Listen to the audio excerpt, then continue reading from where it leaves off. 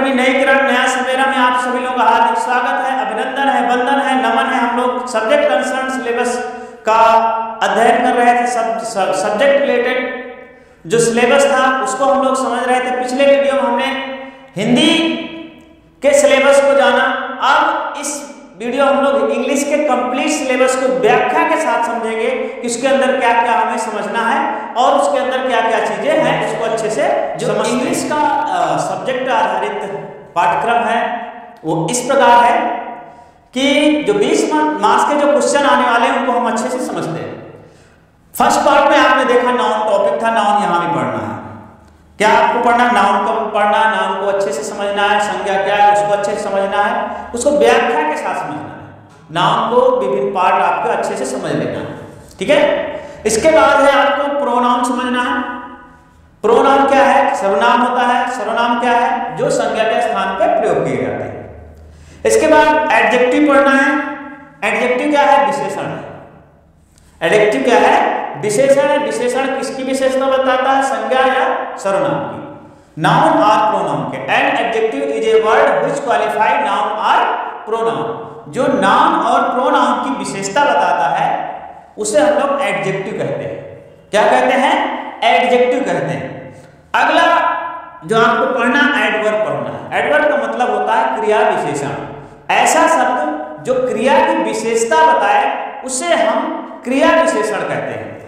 वह तेज दौड़ता है, तेज चलता है, तो ये तेज जो है ना एडवर्ब है, क्रिया की विशेषता बता रहा है। अगला पॉइंट चलते हैं, आपको अध्ययन करना है is, am, are, has, have. इनका सही प्रयोग करना आपको आना चाहिए। कहां पे इज आएगा, कहां पे एम आएगा, कहां पे आर आएगा, कहां पे हैज आएगा, कहां पे हैव आएगा। तो इसका आपको सही प्रयोग करना आना चाहिए। ये आपको अच्छे से इसको तैयार कर लेना है। इसके बारे में आपको समझ विकसित कर लेना है। अगला है टेंस फॉर्म। टेंस फॉर्म तो पहले तो आपको सभी टेंस पढ़ लेना चाहिए। प्रेजेंट, पास्ट, फ्यूचर, तीन ही टेंस हैं इसमें और उनके भी चार पार्ट होते हैं। Indefinite continuous, perfect, perfect continuous. ये सभी को आपने अच्छी प्रकार से समझ लिया तो ये वाला पार्ट अच्छे समझ ले, क्योंकि इसे पूरे नहीं पढ़ना है। इसमें सिंपल प्रेजेंट पढ़ना है। साधारण प्रेजेंट वो होता है राम जाता है, श्याम जाता है, ठीक है। तो सिंपल प्रेजेंट और प्रेजेंट कंटीन्यूअस। तो आपको सिंपल पढ़ना है, प्रेजेंट टेंस पढ़ना है सिंपल में।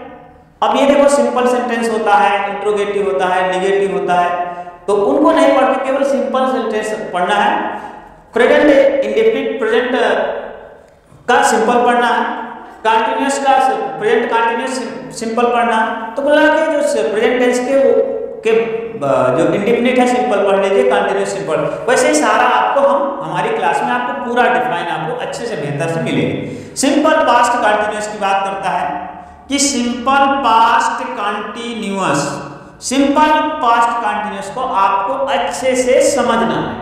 आपने यदि अच्छे से इसको समझ लिया तो कुल मिला के इन दोनों टॉपिक्स का निष्कर्ष ये लगता है कि आपको टेंस अच्छे से तैयार होना चाहिए, ठीक है। टेंसेस आपको अच्छे से तैयार होना चाहिए। Present indefinite, present continuous, present perfect, present perfect continuous, past indefinite, past continuous, past perfect, past perfect continuous, future indefinite, future continuous, future perfect और फ्यूचर परफेक्ट कंटीन्यूअस। से सारे टेंस आपको अच्छे से तैयार होना चाहिए। लेकिन इसके साथ ये दो स्पेशल पढ़ लेना आएंगे तो यही, लेकिन फिर भी आपको पूरे आपको आने चाहिए। इसके बाद है एक्सप्रेसिंग फ्यूचर। फ्यूचर को बताने वाले वर्ड्स हैं जैसे शैल विल। तो फ्यूचर टेंस को आप पढ़ लेंगे तो ये आपका ये टॉपिक भी अच्छे से तैयार हो जाएगा। इसके बाद आपको आर्टिकल पढ़ने हैं। आर्टिकल समझ रहे हैं? दिस, दैट, दो, दिस, ऐसे आर्टिकल पढ़ने हैं आपको। इसके बाद आपको क्वेश्चन वर्ड्स। क्वेश्चन वर्ड समझ रहे हैं? क्वेश्चन वर्ड का मतलब होता है जो प्रश्नवाचक शब्द होते हैं। प्रश्नवाचक शब्द को who, what, where, when, why, ये सब क्या है? क्वेश्चन वर्ड है। इनको क्वेश्चन प्रश्नवाचक शब्दों का हमें अध्ययन करना है। तो क्वेश्चन वर्ड को अच्छे से तैयार कर लेंगे। इसके बाद है ए, एन और बट। इनका आपको प्रयोग सीखना है कि कहाँ पे एन आएगा, कहाँ पे ए आएगा, कहाँ पे आर का उपयोग होगा, कहाँ पे बट का उपयोग होगा। पंक्चुएशन मार्क्स, फुल स्टॉप, कहाँ पे फुल स्टॉप लगेगा, कहाँ पे कॉमा लगेगा, कहाँ पे आपका क्वेश्चन मार्क्स लगेंगे, और कहाँ पे इन्वर्टेड कामा लगेगा, कहाँ पे सिंगल इन्वर्टेड कामा लगेगा, कहाँ पे डबल इन्वर्टेड कामा लगेगा। इन सारे जो चिन्ह हैं उनको आपको आना चाहिए।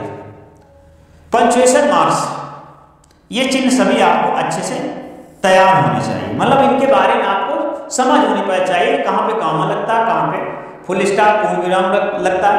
तो ये चीजें आपको समझ में आना चाहिए। पॉसेसिव एडजेक्टिव, तो विशेषण भी आपको तैयार होना चाहिए, व्यवहारात्मक विशेषण। तो ये आपका विशेषण यहाँ आएंगे। तो कुल मिलाकर हिंदी के एक कंप्लीट व्याकरण, उसके साथ इंग्लिश की एक कंप्लीट व्याकरण और व्यवहारिक समझ, और साथ में इंग्लिश की कंप्लीट व्याकरण और व्यवहारिक समझ दोनों तैयार कर लेंगे। हिंदी और इंग्लिश को साथ समझेंगे। मेरी तो एडवाइस यही है कि और हिंदी के ग्रामर को और इंग्लिश के ग्रामर को दोनों को साथ में समझेंगे तो आपको बहुत आसानी होगी। आपके 40 मार्क्स 20 हिंदी के और 20 इंग्लिश के। इसकी जो तैयारी आप करेंगे, इसकी कैसे तैयारी करना है, आपको होलिस्टिक अप्रोच में करना है। होलिस्टिक अप्रोच क्या होती है? समग्रता के साथ कि दोनों चीज एक साथ तैयार होती चले। तो दोस्तों, यदि आपने इस प्रकार इंग्लिश को तैयार कर लिया तो इंग्लिश के अंदर जो आपके अंदर डर है, भय है, वो बिल्कुल दूर हो जाएगा। तो दोस्तों, आपको यदि वीडियो, ये जानकारी बहुत अच्छी लगी हो तो चैनल से जुड़ने का प्रयास करिए और लोगों को भी जोड़िए और दोस्तों तक शेयर कीजिए। मिलते हैं नेक्स्ट वीडियो में, तब तक के लिए जय हिंद, जय भारत।